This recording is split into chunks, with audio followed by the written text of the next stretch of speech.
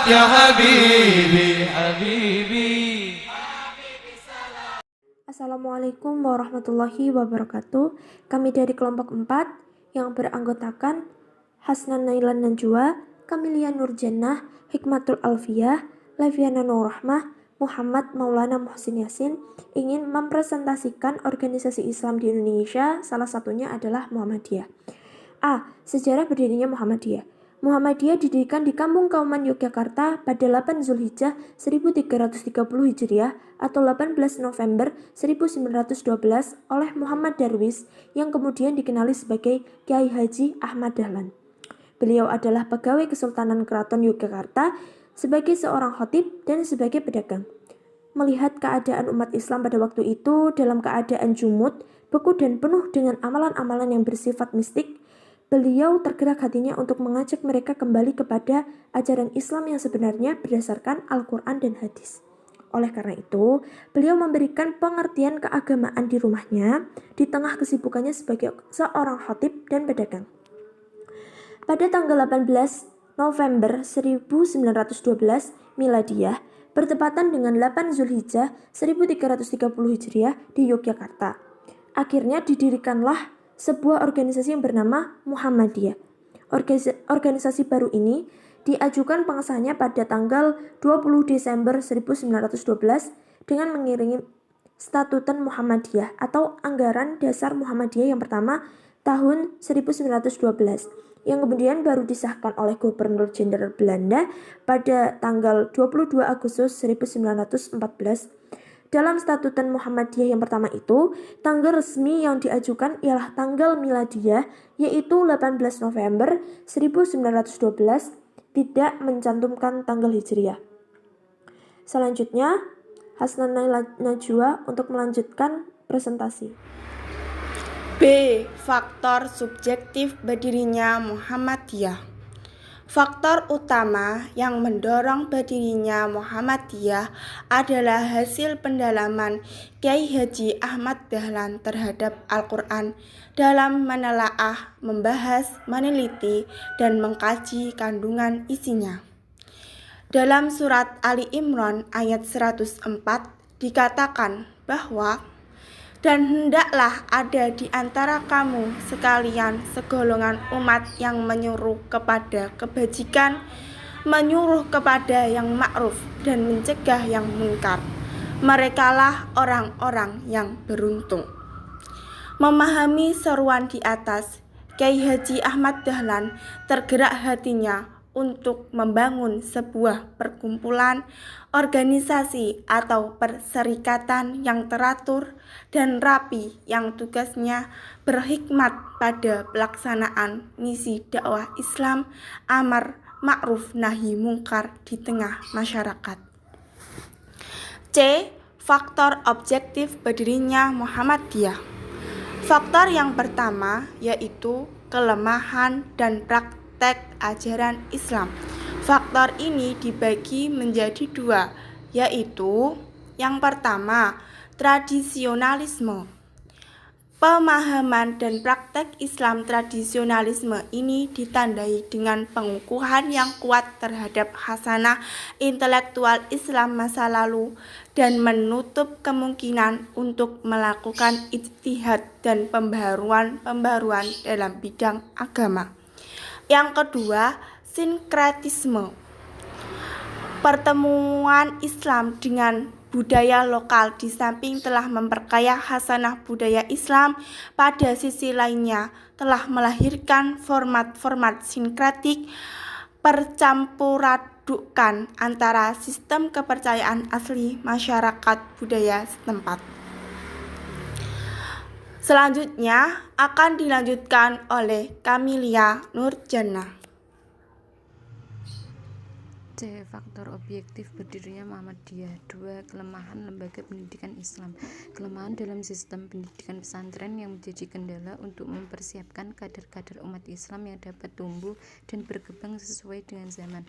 Salah satu kelemahan itu terletak pada materi pelajaran yang hanya mengajarkan pelajaran agama seperti bahasa Arab, tafsir, hadis, ilmu kalam, tasawuf, dan ilmu falak.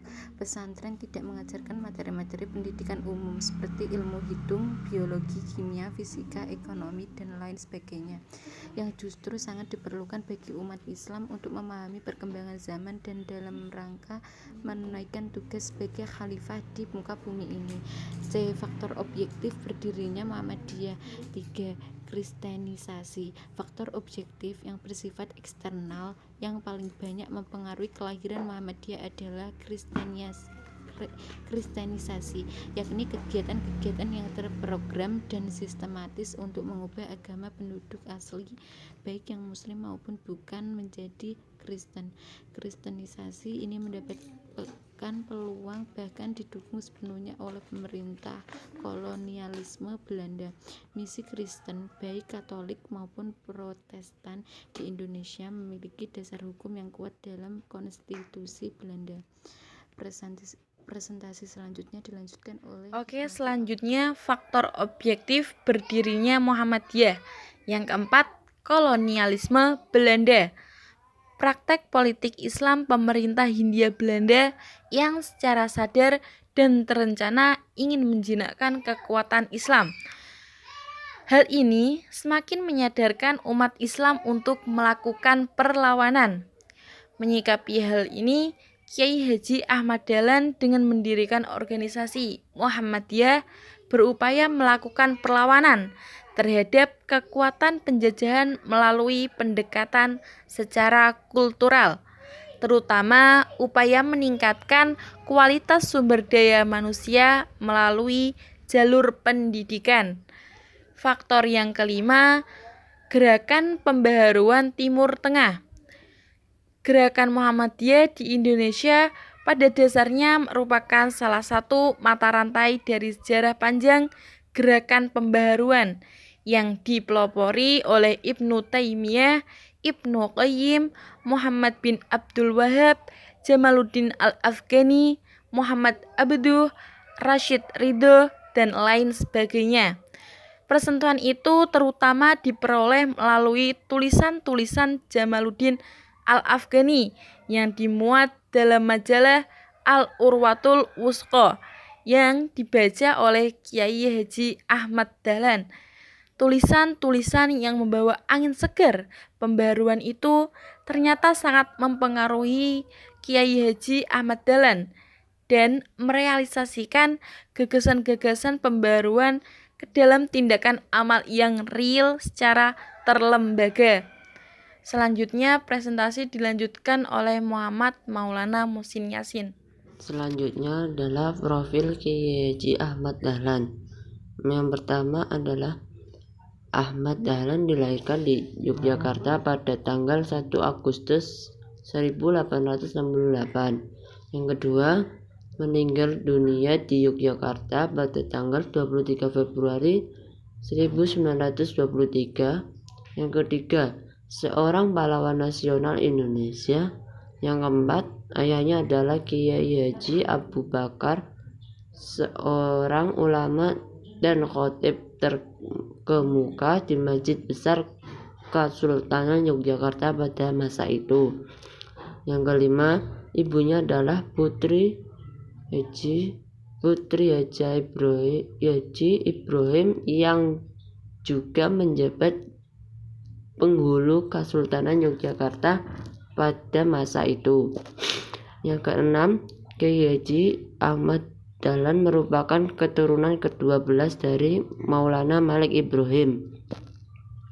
Yang ketujuh, Kiai Haji Ahmad Dahlan sejak usia 15 tahunan beliau sudah belajar tentang pemikiran-pemikiran pembaharuan. Yang kedelapan, pada umur 15 tahun Ahmad Dahlan pergi haji dan tinggal di Mekah selama 15 tahun. Pada periode ini Ahmad Dahlan mulai berinteraksi dengan pemikiran-pemikiran pembaharuan dalam Islam seperti Muhammad Abduh Al-Afghani, Rashid Ridho, dan Ibnu Taimiyah. Ketika pulang kembali ke kampungnya tahun 1888, ia berganti nama menjadi Ahmad Dahlan. 9. Sebulan dari Mekah, ia menikah dengan Siti Walidah, sepupunya sendiri, anak Kiai penghulu Haji Fadli. Fadil, Haji Fadil. 10. Tahun 1912 Ahmad Dahlan mendirikan organisasi Muhammadiyah. Sekian presentasi dari kelompok kami. Kurang lebihnya mohon maaf. Wassalamualaikum warahmatullahi wabarakatuh. Nabi Muhammad